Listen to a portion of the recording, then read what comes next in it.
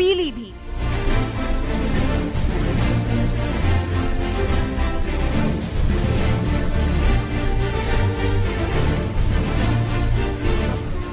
उत्तर प्रदेश के रुहेलखंड इलाके की ये लोकसभा सीट राजनीतिक गलियारों में काफी महत्व रखती है।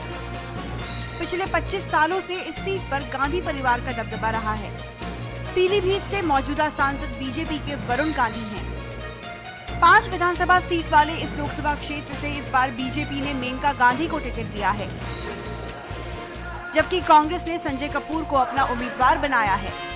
बीएसपी ने अनीस अहमद खान, समाजवादी पार्टी ने बुचसेन वर्मा और आम आदमी पार्टी ने राजीव अग्रवाल को मैदान में उतारा है। 16 लाख मतदाताओं वाले पीलीभीत लोकसभा क्षेत्र में बाढ़ की परेशानी, बंद पड़ी चीनी मिलें, खस्ता हाल सड़कें और बिजली की समस्या बड़े चुनावी मुद्दे हैं। विकास की राह देख रहा पीलीभीत 17 अप्रैल को वोट डालेगा।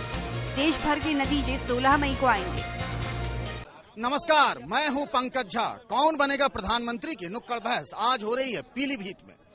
बीजेपी के फिरोज वरुण गांधी यहां से मौजूदा सांसद हैं, लेकिन इस बार वो यहां के बदले सुल्तानपुर से चुनाव लड़ रहे हैं। उनकी मां मेनका गांधी यहां से 5 बार सांसद रही हैं। पिछली बार वो आंवला से चुनी गई थी, लेकिन इस बार वो यहां पीलीभीत से लड़ रही हैं।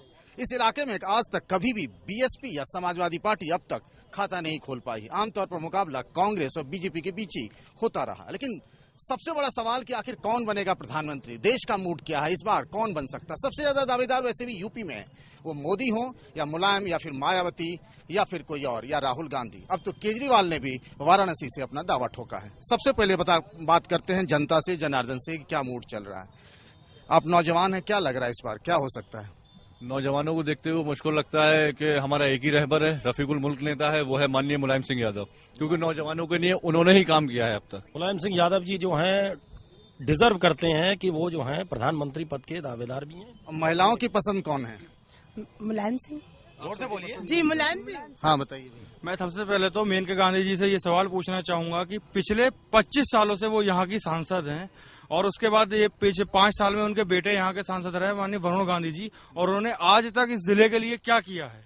सबसे बताइए तो बार बार चुनी क्यों जाती हैं वो, ये भी सवाल है। भाई आप लोगों को क्या लग रहा है इस बार क्या हो सकता है।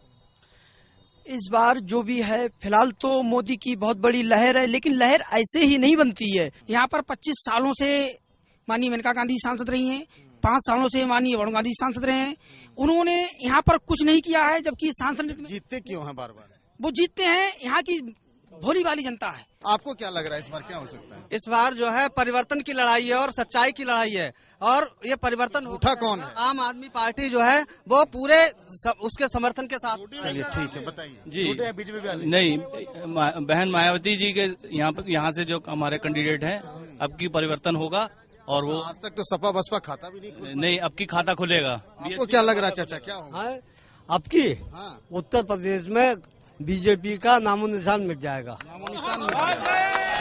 चलिए इस नुक्कड़ बहस में बताते हैं, हमारे साथ कुछ खास मेहमान भी हैं। सबसे पहले बात करें बीजेपी, लोग कह रहे हैं मेनका जी 5 बार रही, वरुण जी 1 बार रहे, और अब की बार मोदी लहर में भी बात नहीं हो पाएगी। मैं समाजवादी के लोगों को बताना चाहूंगा कि मेनका गांधी ने जो इस पीलीभीत के लिए किया है और माननीय वरुण गांधी जी ने किया है, मैं पूछना चाहता हूं समाजवादी ने क्या किया। 2 साल से इनकी सरकार है, इनके द्वारा अत्याचार हो रहा। समाजवादी ने आज तक हमारे गन्ना के किसानों के लिए हक नहीं दिया, और 400 रुपए का वादा किया करते थे मुलायम सिंह जी, आज 280 रुपए का रेट है। किसान मरने को मजबूर है। कितने किसान आज बताइए भाई। समाजवादी पार्टी ऐसा है, समाजवादी पार्टी ने जितना काम किया है जो 30 सालों में मेनका गांधी नहीं कर सकी। वो गन्ना किसान की बात। अरे मैं गन्ना बता रहा हूँ, जो उन्होंने आज तक नहीं किया। पीलीभीत ही नहीं, पूरे उत्तर प्रदेश का इतिहास बनाने का काम समाजवादी पार्टी ने किया।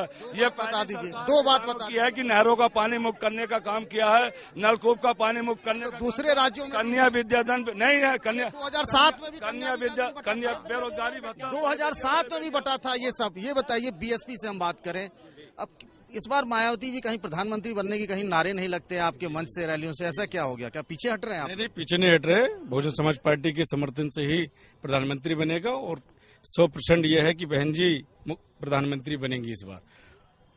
यहाँ पीलीभीत में भी मुलायम सिंह भी कह रहे हैं कि हम बनेंगे तीसरे मोर्चे से। आपका कोई मोर्चा नहीं, मोर्चा नहीं है हमारा, हम अकेले पे ही बनाएंगे। बहुजन समाज पार्टी किसी मोर्चे में नहीं है, वो अपने वोट तक नहीं डाल पाएंगे। वो तो वैसे ही एक ऐसा तो नहीं कि आप दोनों एक साथ होकर कांग्रेस के पास चले जाएंगे? नहीं।